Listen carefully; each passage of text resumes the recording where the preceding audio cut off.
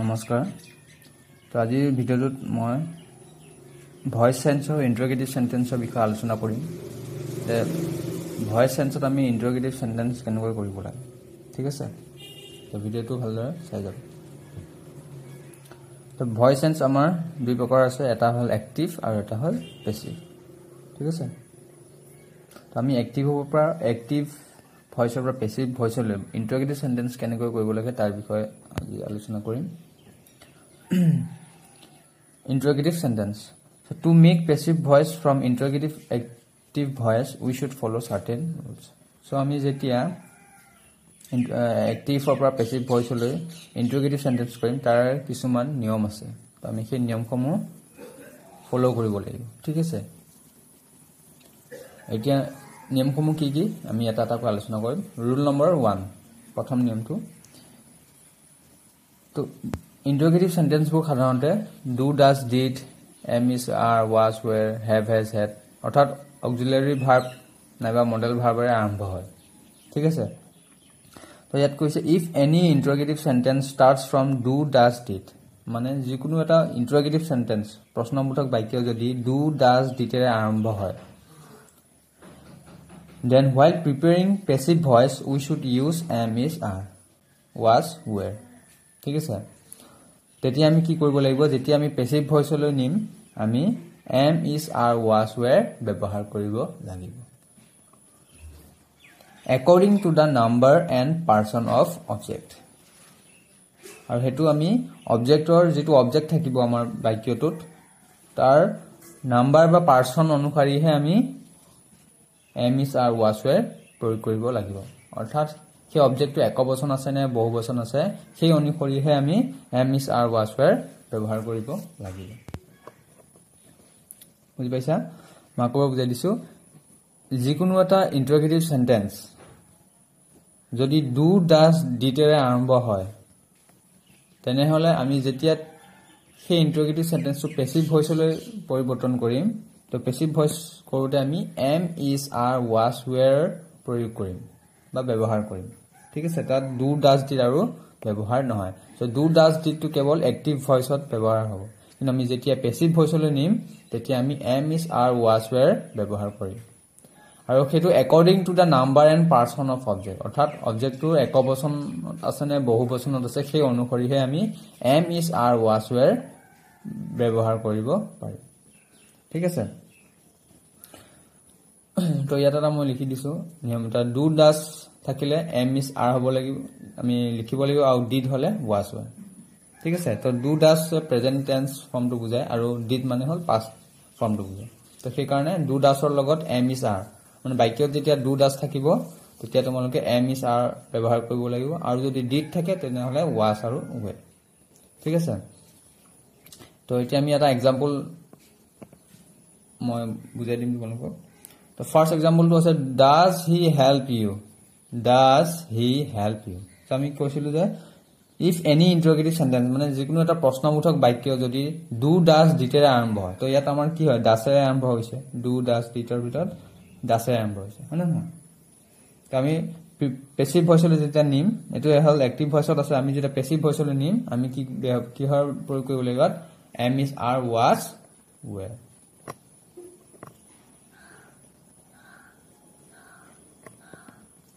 ঠিক আছে তো প্ৰথমে আমি কি কৰিব লাগিব এই বাক্যটোৰ সাবজেক্ট ভাৰ্ব অবজেক্টটো জানিব লাগিব মানে না মই আগতে ইয়াৰ আগৰ ভয়েস সেন্স লগক যেতিয়া বুজাই দিছিলো তেতিয়া কৈছিলো যে সাবজেক্ট ভার্ব অবজেক্ট কি হয় আৰু এটা কেনেকৈ উলিয়াব লাগে হয় না তো এটো ইয়াত লিখি দিছো মই এক্টিভ ভয়েসৰ গঠনটো এনেকৈ হ'ব সাবজেক্ট ভাৰ্ব আৰু অবজেক্ট থাকিব এক্টিভ ভয়েসৰ গঠনটো সাবজেক্ট থাকিব এটা ভাৰ্ব থাকিব এটা অবজেক্ট থাকিব কিন্তু যেতিয়া আমি পেসিভ ভয়েসলৈ পৰিৱৰ্তন কৰিম তো এটো কি হ'ব সাবজেক্ট আৰু অবজেক্টটো বিপৰীত হ'ব অৰ্থাৎ সাবজেক্টৰ ঠাইত কি আহি যাব অবজেক্টটো আহি যাব ভাৰ্বটো ভাৰ্বে থাকিব আৰু অবজেক্টৰ ঠাইত কি আহিব সাবজেক্টটো আহি যাব কিন্তু সাবজেক্টৰ লিখা আগত আমি কি লিখিব লাগিব এটা প্ৰিপজিশন বাই অবজেক্ট ভাৰ্ব বাই তাৰপিছত সাবজেক্ট তো এটো হ'ল আমাৰ পেসিভ ভয়েসৰ গঠন ঠিক আমি এতিয়া এনেকৈ গঠন কৰিব লাগিব তো প্ৰথম আমি ইয়াত সাবজেক্ট উলিয়াই ল'ব লাগিব does he help you গটিকে আমি প্ৰথমে কি কৰিব লাগিব does তো আমি যদি বাদ দিও এই ডাজটো যদি আমি বাদ দিও তো ইয়াৰ পৰা আমি সাবজেক্ট ভাৰ্ব অবজেক্ট উলিয়াব লাগিব হি হেল্প ইউ তাৰ সাবজেক্ট কি হ'ব হি কাৰণ তেওঁৰ কথা কৈছে হয় না নহয় এটো হ'ব আমাৰ হিটো হ'ব আমাৰ সাবজেক্ট হি কি কৰিছিল তেওঁ কি কৰিছিল সহায় কৰিছে হেল্প মানে হ'ল সহায় তো হেল্পটো আমাৰ কি হ'ব ভাৰ্ব হ'ব ক্ৰিয়া কাক সহায় কৰিছে তোমাক হি হেল্প ইউ তো ইউ টু আমাৰ হলো অবজেক্ট তো আমি গম পালো এটা সাবজেক্ট এটা ভাৰ্ব এটা আমাৰ অবজেক্ট হৈছে এতিয়া আমি কি কৈছো ইয়াত কোৱা হৈছিল যে we should use am is are was were according to the number and person of object তো অবজেক্টৰ পাৰ্সন অনুসৰি বা নাম্বাৰ অনুসৰিহে আমি am is are was were লগাব লাগিব ঠিক আছে অৰ্থাৎ অবজেক্টটো আমাৰ একবচন নে বহুবচন সেই অনুসৰিহে আমি লগাব লাগিব ঠিক আছে তো আৰু এটা কথা মনত ৰাখিবা ডাজ আছে ডাজ থাকিলে আমি কি ব্যৱহাৰ কৰিব লাগিব ডু আৰু ডাজ থাকিলে এম ইজ আৰ তো আমি এতিয়া এম ইজ আৰ ভিতৰত যিকোনো এটা আমি লিখিব লাগিব এতিয়া যেহেতু অবজেক্টটো ইউ হয় ইউটো আগলৈ যাব তো ইউৰ লগত আমি কি ব্যৱহাৰ কৰিব লাগিব এম ইজ আৰ কোনটো ইউটো যেহেতু সেকেন্ড পাৰসন হয় তো আমি তাৰ লগত কি ব্যৱহাৰ কৰিব লাগিব আৰ টো কাৰণ এম টো আই লগত হয় তো ইজ টো নহব তো ইয়াত কি আহিব আৰ তো আমি আৰ লগাব লাগিব তো আৰ টো হল ঠিক আছে আৰ টো আহি গল এতিয়া আমি অবজেক্টটো দিম ইউ আৰ ইউ তো এটো হৈ গল অবজেক্টটো হৈ গল আমাৰ আৰ ইউ এতিয়া ভাৰ্বটো লিখিম আমি কিন্তু ভাৰ্বটো আমি সদায় কি ফৰ্মত লিখিব লাগিব পাস্ট ফৰ্মত লিখিব লাগিব মনত ৰাখিবা যেতিয়া পেসিভ ভয়েস চেঞ্জ কৰিবা পেসিভ ভয়েসত সদায় ভাৰ্বটো পাস্ট ফৰ্মত লিখিবা অৰ্থাৎ পাস্ট টেন্সত লিখিবা তো হেল্পৰ পাস্ট ফৰ্ম লিখিব গলে আমি কি লিখিব লাগিব H L P E D আমি ইডি লগাই দিম নহয় আৰ ইউ হেল্প ঠিক আছে আমাৰ অবজেক্টটো হৈ গল ভার্বটো হৈ গল থাকিল কি সাবজেক্ট তো সাবজেক্ট লিখা আগত আমি কি লিখিব লাগিব বাই তো আমি ইয়াত বাই লিখিব লাগিব তাৰপিছত আহিব আমাৰ হি হলে কি হ'ব হিম তো এটা প্ৰনাউনটো সলনি হৈ যাব তাৰপিছত কোৱেশ্চন ঠিক আছে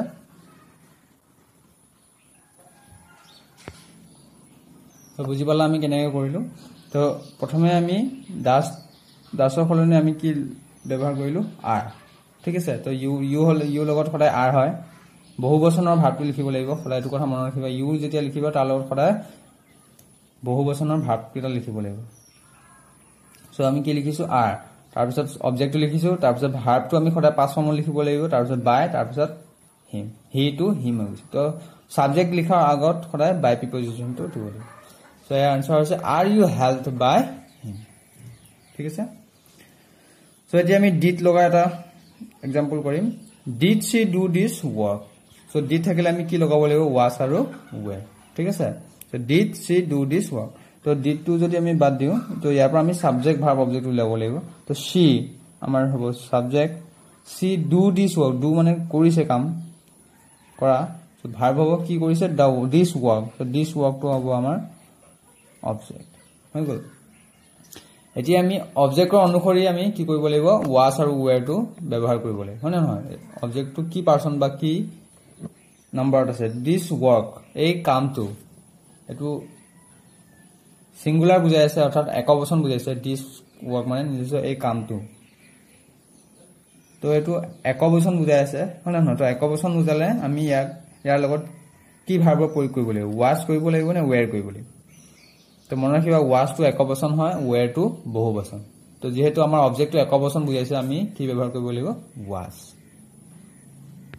ওয়াজ ঠিক আছে আমাৰ অবজেক্টটো একবচন বুজাইছে সেই কাৰণে আমি ওয়াজ দিছো কাৰণ ওয়াজটো আমাৰ একবচন আৰু ওৱেৰটো আমাৰ বহুবচন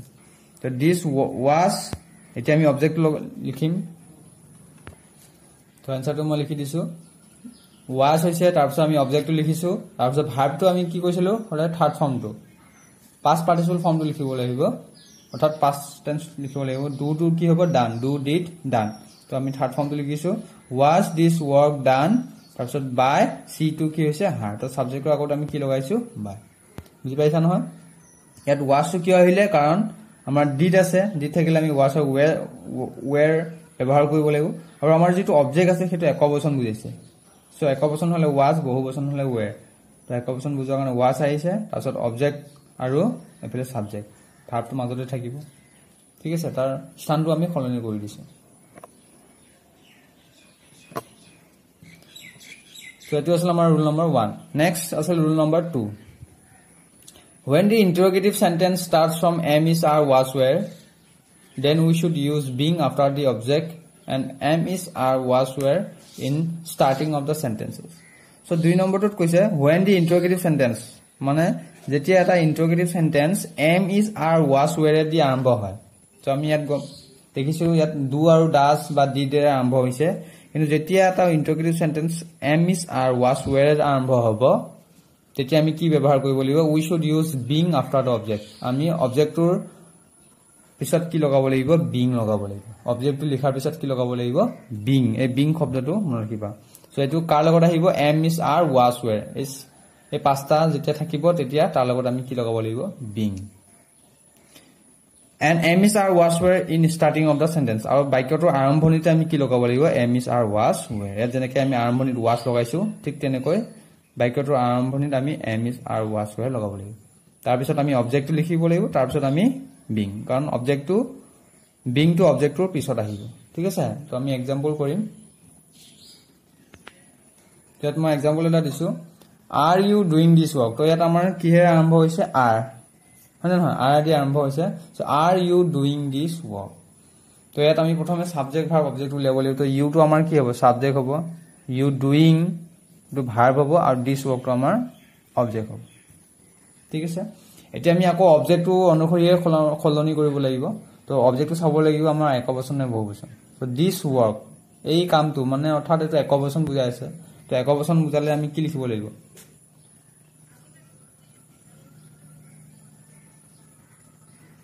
যেহেতু এটো প্ৰেজেন্ট ফৰ্মত আছে are তো একবচন বুজালে আমি কি লিখিব লাগিব is হয় না নহয় am is are থাকিলে আমি am is are লগাব ভিতৰতে লগাব লাগিব আৰু was were যেতিয়া থাকিব আমি মানে অৰ্থাৎ প্ৰেজেন্ট ফৰ্মৰ ভাৰ্ব কিটা আমি প্ৰেজেন্ট ফৰ্মতে ব্যৱহাৰ কৰিব লাগিব আৰু was were ভাৰ্ব কিটা আমি past ফৰ্মত ব্যৱহাৰ কৰিব লাগিব ঠিক আছে তো are you doing this work তো this work তো আমাৰ একবচন বুজাইছে তো আমি কিহে ব্যৱহাৰ আৰম্ভ কৰিব লাগিব is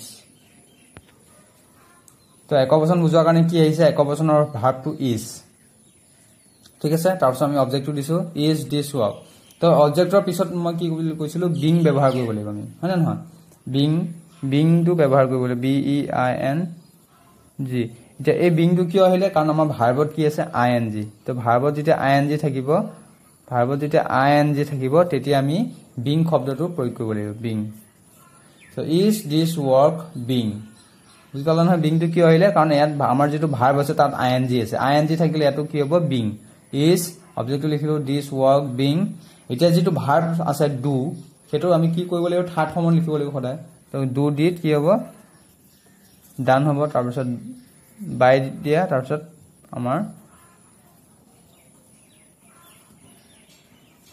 সাবজেক্টটো শেষলৈ গুচি যাব তো অবজেক্টটো আগলৈ আহিব সাবজেক্টটো শেষলৈ গুচি যাব তো is to এই কাৰণে আহিল কাৰণ এটো আমাৰ একবচনত আছে তো is আহিলে this work তাৰ পিছত ing থকা কাৰণে being আহিলে আৰু do to থাৰ্ড ফৰ্মলৈ গুচি গল তাৰ পিছত by লগাইছো প্ৰিপজিশন you হৈছে is this work being done by you এটো আমাৰ প্ৰেজেন্ট ফৰ্মত আছে প্ৰেজেন্ট কন্টিনিউয়াছত আছে ঠিক আছে কাৰণ are টো আমাৰ am is are এই তিনিটা কি হয় প্ৰেজেন্ট হয় আৰু was were টো হল past tense এটো মনত ৰাখিবা তুমি সো এতিয়া আমি এটা past কন্টিনিউয়াছৰ এটা আলোচনা কৰিম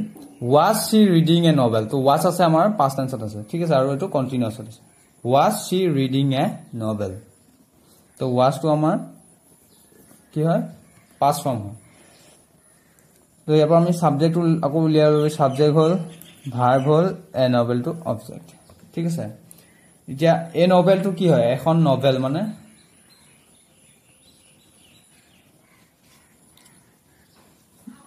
তো এখন এটা নভেল বা এখন নভেল বুলি কলে কি একবচন বুজাইছে হয় নহয় তো একবচন বুজালে কি আহিব লাগিব past tenseত was আহিব তো was to was এ থাকিব was ঠিক আছে তাৰ পিছত আমি অবজেক্টটো দিম a novel was a novel তো এটো খলনি নহল কাৰণ আমাৰ এটো একবচন বুজাইছে এই নভেলটো আমাৰ একবচন হয় এখন নভেল বা এখন কিতাপ হয়নে নহয় তো একবচন বুজাইছে গতিকে একবচনৰ ভাৰ্বটো আমি লিখিব লাগিব ৱাজ কাৰণ ৱেৰটো আমাৰ বহুবচন হয় গতিকে আমি বহুবচনৰ ভাৰ্বটো লিখিব নোৱাৰো তো ৱাজ লিখিলো অবজেক্টটো লিখিলো এতিয়া আইএনজি আছে মন কৰিব এটো আইএনজি আছে তো আইএনজি থাকিলে কি আহিব এই শব্দ আহিব being b e i n g being তাৰপিছত ৰেডৰ থাৰ্ড ফৰ্মটো কি হ'ব পাষ্ট পাৰ্টিচিপল ফৰ্মটো ৰেডে হ'ব এটো সেম থাকিব ৰেডে হয় তোমালোকে এটো জানিব লাগিব ঠিক আছে এটো খলনি নহয় was a novel being read by preposition তাৰপিছত she হলে কি হ'ব her question was a novel being read by her ঠিক আছে এতিয়া আমি rule number 3 কৰিম when the interrogative sentence starts from has have had then we should use been after the object and has have had in starting of the sentence so etu ekie hoy jetia ta interrogative sentence have has had er arambho hobo so ami ya agot ki paisilo am is are was were arambho hoy hone hoy is are was were kinu jetia eta interrogative sentence have has had e tinta arambho hobo tetia ami ki koibo lego we should use been after the object tetia ami object to likhar pisot ami ki ব্যবহার koibo lego been এই শব্দৰ মন ৰাখিবা b double e n been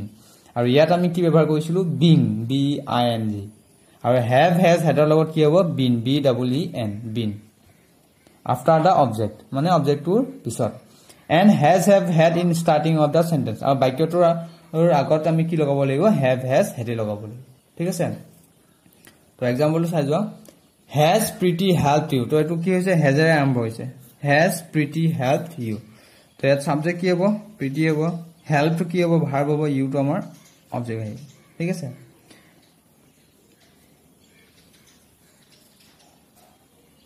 এতিয়া ইয়াত আমাৰ অবজেক্টটো চাবা you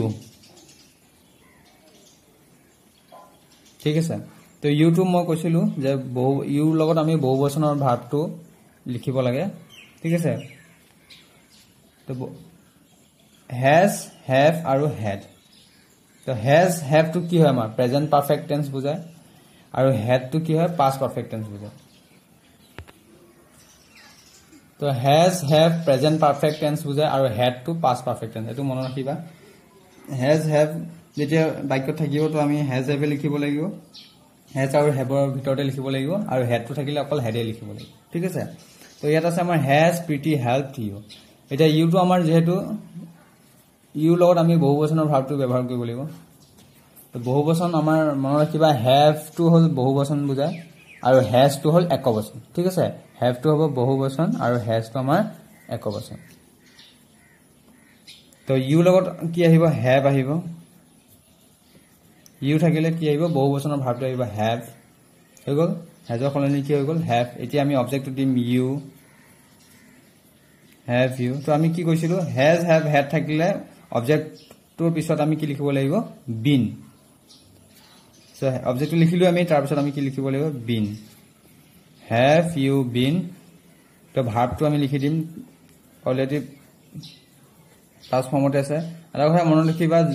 যত has have had থাকিব তাৰ লগত যেটো ভাৰ্ব থাকিব সদায় পাস পাৰ্টিসিপল ফৰ্মতে থাকিব গতিকে তোমালোকে সলনি নকৰিলেও হ'ব ঠিক আছে যেটো আছে সেইটো লিখি দিবা so have you been helped the by preposition দিম আমি তাৰ পিছত pretty প্ৰশ্ন বুজি পালা নহয় have you been helped by pretty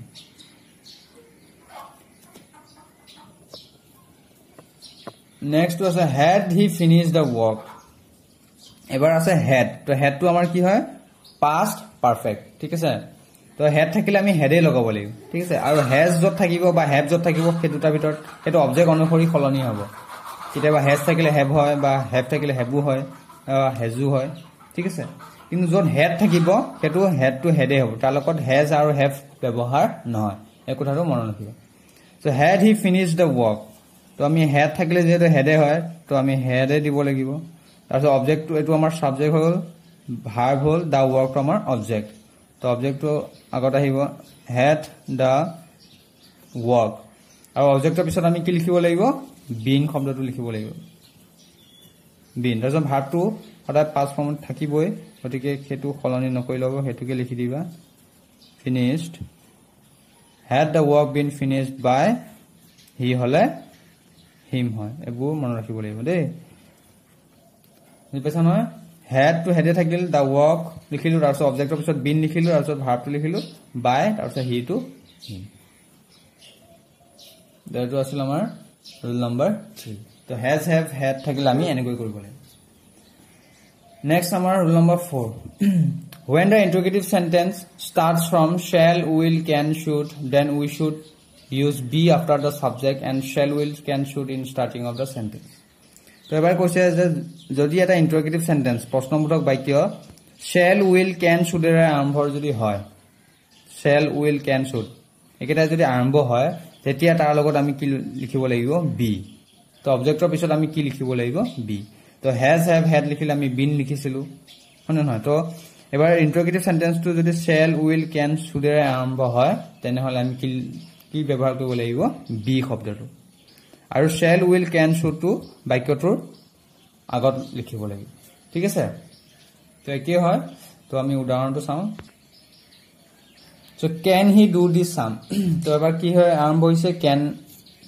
আৰু এটা বাক্য আছে will you teach the children এটো will এৰ আৰম্ভ হৈছে হয় নহয় মডেল ভাৰ্বেৰ আৰম্ভ হৈছে যেবোৰ আমাৰ মডেল ভাৰ্ব আছে হেতু আৰম্ভ হৈছে so একে প্ৰসেস হয় can he do it তো ইয়াৰ পৰা আমি সাবজেক্ট উলিয়াব লাগিব subject verb this sum to object ঠিক আছে